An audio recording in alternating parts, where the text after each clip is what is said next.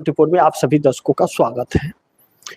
ममता ने पश्चिम बंगाल के अंदर दावा किया है, जो चुनाव को लेकर के एग्जिट पोल टीवी चैनलों ने दिखाया।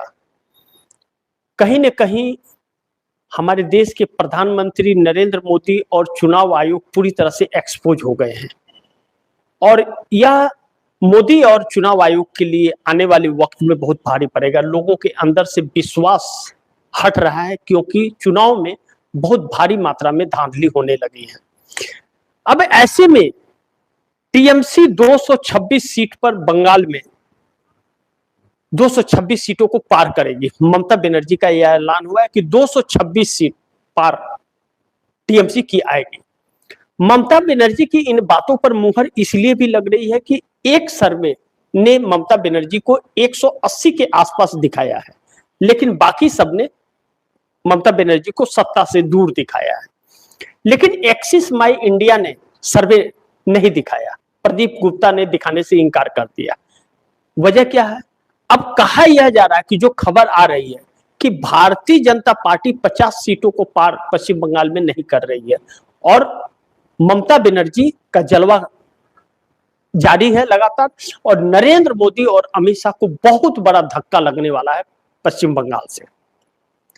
चर्चा सिर्फ पश्चिम बंगाल की हो रही है, लेकिन चुनाव 5 राज्यों में हुए, 4 राज्य, एक केंद्र शासित प्रदेश। केंद्र शासित प्रदेश में पांडिचेरी जहां 30 सीटें थी, दूसरा तमिलनाडु, केरल, पश्चिम बंगाल और असम। असम में भारतीय जनता पार्टी की सरकार है और बाकी कहीं भी नहीं है।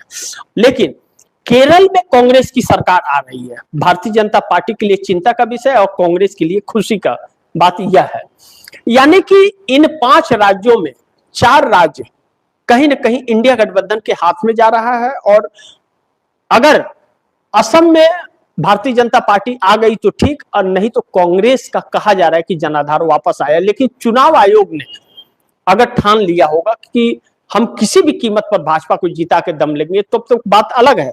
लेकिन पश्चिम बंगाल में उसी चुनाव आयोग के मंसूबे फेल हो रहे हैं, जबकि पश्चिम बंगाल में जिस तरह से 93% का वोट परसेंटेज आया है, एक अहम सवाल उठ खड़ा हुआ है कि इतना वोट जो पड़ा है क्या वाकई पड़ा है या वोट प्रतिशत में चुनाव आयोग ने खेल कर दिया, जिसके लिए भारतीय जनता पार्टी इस वक्त परेशान है हेराफेरी के लिए। क्योंकि ममता बनर्जी ने बीती रात जिस तरह से स्ट्रांग रूम में पहुंच करके और एक्सपोज किया है, उसमें साफ देखने को मिला कि चुनाव आयोग का अधिकारी और भारतीय जनता पार्टी का प्रत्याशी स्ट्रांग रूम खोल करके पोस्टल बैलेट पेपर के साथ छेड़छाड़ करते हुए पकड़े गए हैं। सीसीटीवी फुटेज वायरल हो रहा है और चुनाव आयोग इससे पल्ला झाड़ रहा है और वह एक प्रक्रिया का हिस्सा बता रहा है। लेकिन संविधान यह करता है कि आपको कुछ भी करना है, लॉक खोलना है, ताला खोलना है, सिल तोड़ना है, तो आपको उन सभी प्रत्याशियों के सामने खोलना पड़ेगा और वह काम करना पड़ेगा जो प्रत्याशी का वहां पर ईवीएम मशीन है या पोस्टल बैलेट। लेकिन चुनाव आयोग ने ऐसा नहीं किया, यानी कि चुनाव आयोग विपक्ष को बिल्कुल भी वह इस देश का हिस्सा नहीं मानता और भारतीय जनता पार्टी की शिकायत पर 77 बूथों पर दोबारा चुनाव कराने की तैयारी कर रहा है। इसलिए बहुत सारे सवाल उठ खड़े हुए चुनाव आयोग पर भी और भारतीय जनता पार्टी पर।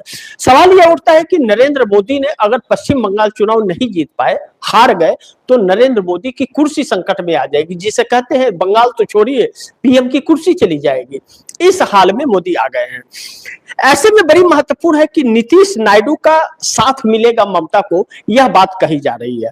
मैं नहीं जानता, आने वाला वक्त इसको बताएगा। लेकिन नीतीश कुमार बिहार में जिस तरह से काम कर रहे हैं, जिस तरह भारतीय जनता पार्टी का साथ छोड़ करके नीतीश कुमार और अकेले चल रहे हैं, वह दावा कर रहे हैं कि 2030 में बिहार के चुनाव में जेडीयू की सरकार बनेगी। एनडीए से वह दूरी बना रहे हैं और कह रहे हैं कि एनडीए 200 सीटें लेकर के आएगी। 243 सीटें बिहार में है और इस वक्त नीतीश कुमार अपने बेटे को, निशांत कुमार को, वह यात्रा के लिए तैयार करें। लोग कुछ समीकरण का जो वोट बैंक है उसे और मजबूत करना चाहते हैं और बिहार में अपने जनाधार को और मजबूत करने के लिए। ऐसे वक्त में भारतीय जनता पार्टी के हाथ में बिहार का सत्ता दिए हैं और सम्राट चौधरी को सीएम नीतीश कुमार ने बनाया है कि खजाना पूरी तरह से खाली है। लेकिन सवाल यह भी उठता है कि 20 साल 6 महीना तकरीबन अगर नीतीश कुमार सरकार में थे, सीएम थे, तो नीतीश ही सीएम थे और एनडीए गठबंधन के साथ ही थे। बीच में 15 महीने और 17 महीने के लिए 2 बार महागठबंधन में हुआ गए हुए थे, बाकी के पूरे साल भारतीय जनता पार्टी के साथ थे। ऐसे में खजाना किसने खाली किया, बिहार को किसने लूटा? इन्हीं लोगों ने लूटा जो आज मुख्यमंत्री बने हैं, या वही उन्हीं लोगों ने लूटा जो मंत्री बने हैं, या उन्हीं लोगों ने लूटा जो सपोर्ट कर रहे हैं सरकार को। तो यह सारी गतिविधियां हैं। ऐसे में भारतीय जनता पार्टी के लिए आने वाले वक्त में दिक्कत होगी। एक तरह से यह कहा जाए तो नीतीश कुमार ने यह साफ कर दिया कि मैं भारतीय जनता पार्टी के साथ नहीं रहूंगा और एनडीए गठबंधन को वह अपने गठबंधन का हिस्सा मानते ही नहीं। नीतीश कुमार कहते हैं कि मेरा तो भारतीय जनता पार्टी से गठबंधन है, एनडीए का हिस्सा मैं नहीं हूं।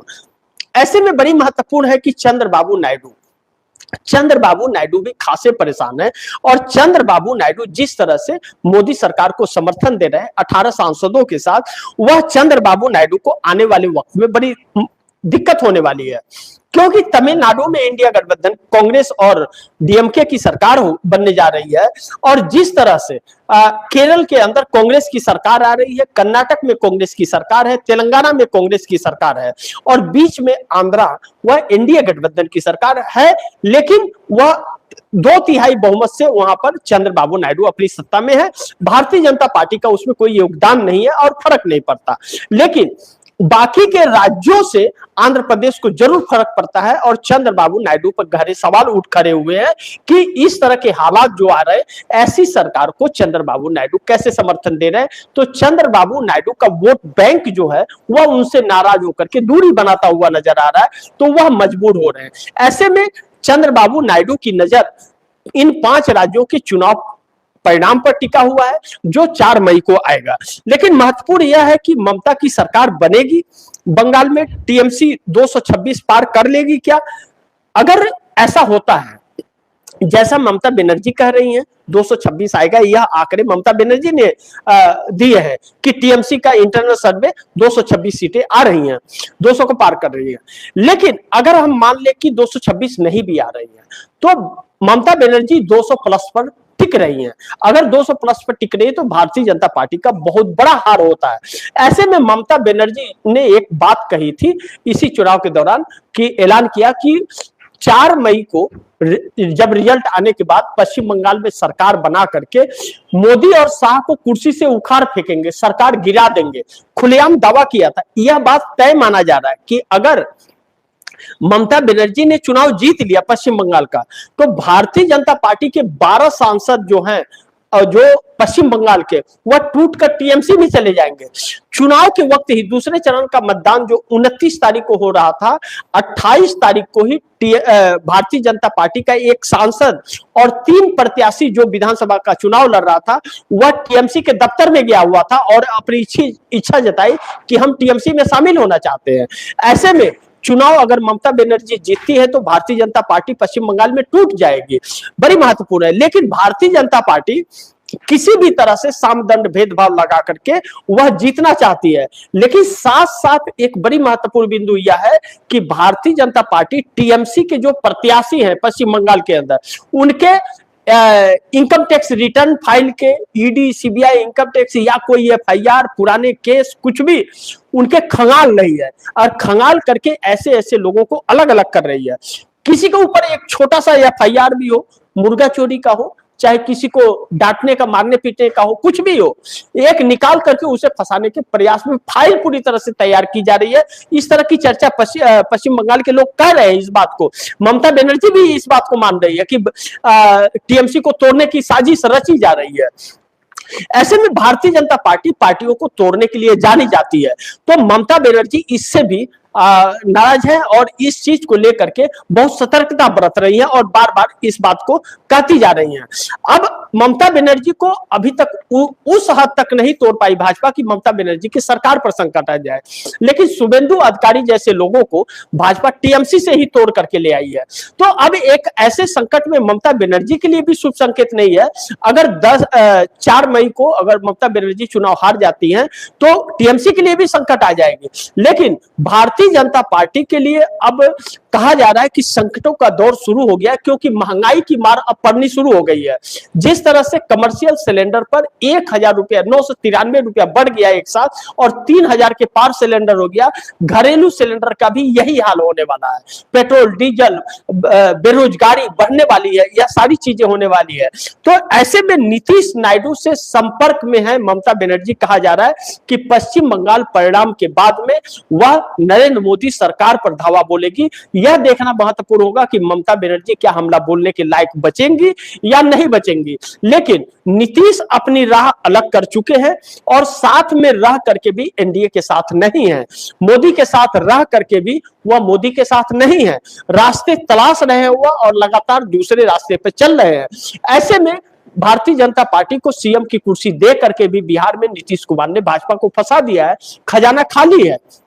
दूसरी तरफ चंद्रबाबू नायडू अपनी पार्टी को लेकर के चिंतित है और जिस तरह से समस्याएं इस देश के अंदर उत्पन्न हो रही हैं और नरेंद्र मोदी का फेलियर आ रहा है सामने और नरेंद्र मोदी का क्रेज गिर रहा है और नरेंद्र मोदी को लोग पसंद करना बंद कर चुके हैं। नरेंद्र मोदी के साथ चुनाव आयोग होने के बाद भी जीत पक्की नहीं हो रही है। इस तरह से चंद्रबाबू नायडू भी मोदी सरकार से कहीं ना कहीं दूर होते हुए और ममता बनर्जी के संपर्क में आते हुए नजर आ रहे हैं। देखना यह महत्वपूर्ण होगा कि अब यह क्या रंग लाता है। 4 मई का इंतजार है। 4 मई को बहुत कुछ तस्वीर सामने आने वाली है और 4 मई को इस देश की दशा और दिशा तय होने वाली है, क्योंकि 4 मई के परिणाम का सीधा असर दिल्ली तो छोड़िए लखनऊ योगी आदित्यनाथ पर भी पड़ने वाला है। बाकी आप दर्शकों की क्या राय है, क्या सुझाव है, कमेंट बॉक्स में जरूर दीजिएगा। इस खबर को ज्यादा से ज्यादा शेयर कीजिएगा, अपने दोस्तों को भी कहिएगा आगे शेयर करें और आपने टीवी टीएफडी न्यूज 24 को सब्सक्राइब नहीं किया सब्सक्राइब कर लीजिए। अपने दोस्तों को भी कहिएगा टीवी टीएफडी न्यूज 24 पर को सब्सक्राइब करें। मिलते हैं अगली खबर के साथ, तब तक के लिए नमस्कार।